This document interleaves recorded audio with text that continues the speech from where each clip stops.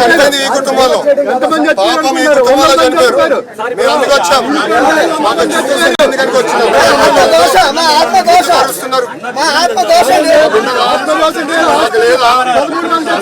వచ్చింది ఇంత దూరం.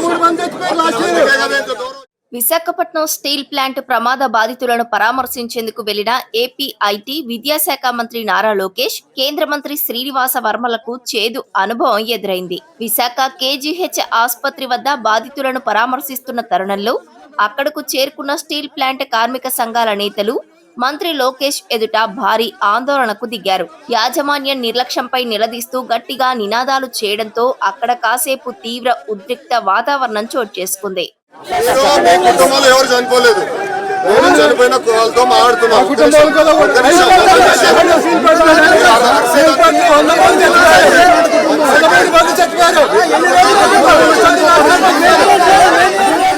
స్టీల్ ప్లాంట్ యాజమాన్యం, ప్రైవేట్ కాంట్రాక్టర్ల నిర్లక్ష్యం వల్లే 9 మంది కార్మికులు సజీవ దహనమయ్యారంటూ కార్మిక సంఘాల నేతలు మంత్రుల వద్ద వాపోయారు. ప్లాంట్ యాజమాన్యం ప్రకటించిన 25 లక్షల ఎక్స్గ్రేషియా ఏమాత్రం సరిపోదని, చనిపోయిన ప్రతి కార్మికుడి కుటుంబానికి 1 కోటి చొప్పున భారీ నష్టపరిహారం చెల్లించాలని డిమాండ్ చేశారు.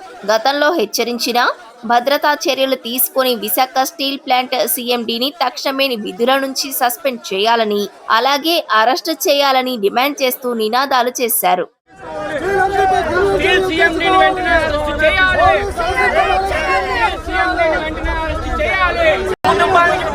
నష్టపరిహారం ఇవ్వాలి, కార్మికుల కుటుంబానికి 1 కోటి రూపాయల నష్టపరిహారం ఇవ్వాలి, సీఎండీని వెంటనే సస్పెండ్ చేయాలి, సీఎండీని వెంటనే అరెస్ట్ చేయాలి, సీఎండీని వెంటనే అరెస్ట్ చేయాలి, కార్మిక కుటుంబానికి 1 కోటి రూపాయల నష్టపరిహారం ఇవ్వాలి,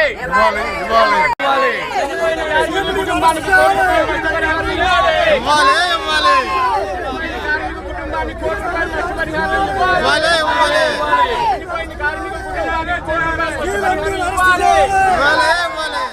అయితే బాధిత కుటుంబాలను ఓదారుస్తున్న సమయంలో కార్మిక సంఘాల నేతలు గట్టిగా అరుస్తూ ఆందోళన చేయడంతో మంత్రి నారా లోకేష్ తీవ్ర అసహనానికి గురయ్యారు. ఎందుకు అలా అరుస్తున్నారు? నేను ఇక్కడ చనిపోయిన వారి కుటుంబ సభ్యులతో మాట్లాడుతున్నాను. మీ కుటుంబంలో ఎవరూ చనిపోలేదు కదా, దయచేసి గొడవ ఆపండి అంటూ కార్మిక నేతలపై మండిపడ్డారు. దీంతో అక్కడ కాసేపు ఇరు వర్గాల మధ్య మాటల వాగ్వాదం నడిచింది.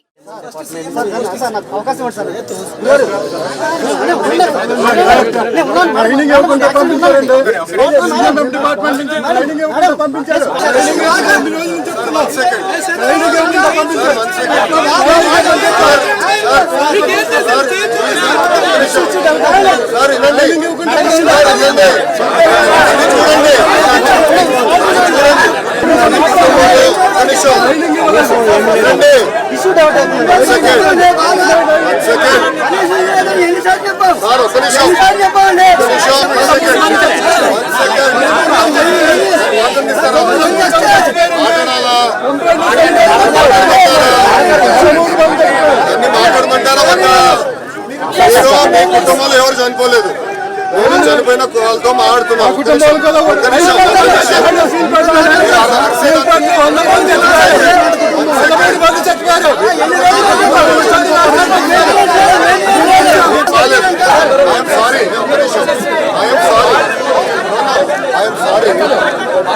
కలవాలా వద్దా? ఇక్కడ మాట్లాడేసి మీరు గొడవ పెట్టుకుని వస్తే దండం.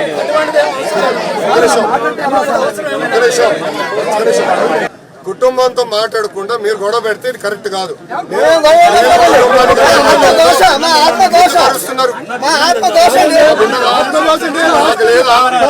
అందుకే కదా వచ్చింది ఇంత దూరం, అందుకే కదా ఇంత దూరం వచ్చింది. కుటుంబానికి వచ్చింది అందుకే కదా. కూర్చొని మాట్లాడే స్వేచ్ఛ నాకు పూర్తి చేయండి.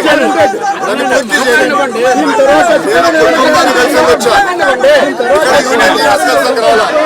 కుటుంబాన్ని కలిసి వచ్చా. మీరు వచ్చి రాజకీయం చేయాలంటే బయటికి వెళ్ళొచ్చు. కుటుంబం సార్ 1 సెకండ్ నేను కుటుంబానికి కుటుంబంతో మాట్లాడుతూ I have right as the representative of India here. నాకు అర్హత ఉంది. మీరు గొడవ చేయదలుచుకుంటే ఫర్మ్ ఉంటాను నేను ఇక్కడ. సార్ అది సెపరేట్ గా మాట్లాడదాం సార్. మీరు అక్కడ పని చేయట్లేదు. మీ కుటుంబంలో ఎవరు చెప్పాలి? పాపం చనిపోయింది ఈ కుటుంబంలో. పాపం ఈ కుటుంబంలో చనిపోయారు. మేము అందుకు వచ్చాం. మాకు ఎందుకని వచ్చినాం? కరెక్ట్ కాదు.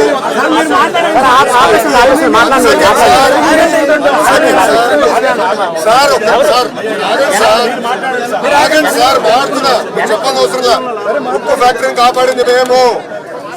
ఈయన పోరాడారు, కాపాడింది మేము. మాకు రైట్ ఉంది ఇక్కడ.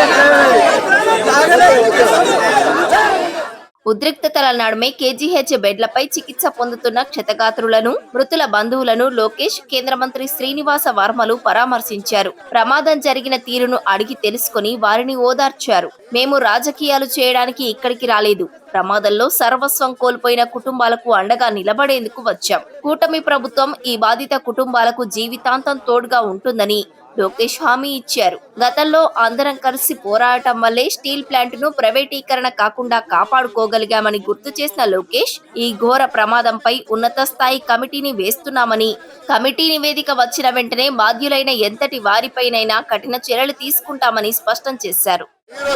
రాజకీయం చేయాలంటే బయటికి వెళ్ళొచ్చు. మీరు గొడవ చేయదలుచుకుంటే ఫర్మ్ ఉంటాను నేను ఇక్కడ. ఉప్పు ఫ్యాక్టరీని కాపాడింది మేము. ఈయన పోరాడారు, కాపాడింది మేము. మాకు రైట్ ఉంది ఇక్కడ.